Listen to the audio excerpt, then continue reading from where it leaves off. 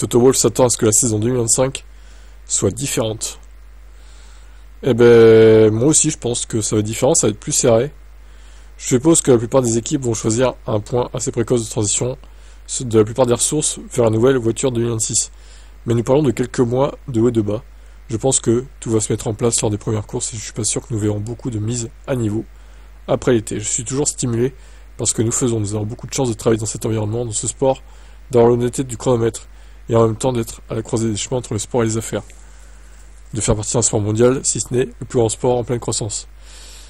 Il y a beaucoup d'énergie. Donc en gros, ce qu'il est en train de dire là, c'est que si dans la première partie de saison, avant la pause de mi-saison, une équipe domine et que les autres n'arrivent pas à rattraper, c'est foutu pour le reste de la saison en fait. Ça va rester comme ça quoi. Parce que les autres derrière ne lanceront plus forcément des veaux après la pause estivale. Donc les dernières évos, à mon avis, elles vont arriver pour les Grands Prix européens finalement. Peut-être quelques ajustements en juin-juillet et après c'est fini quoi.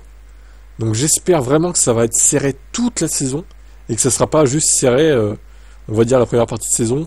Enfin, je me dis que si c'est serré dès le début, ça le sera jusqu'à la fin vu que normalement il devrait pas amener de grosses évos après.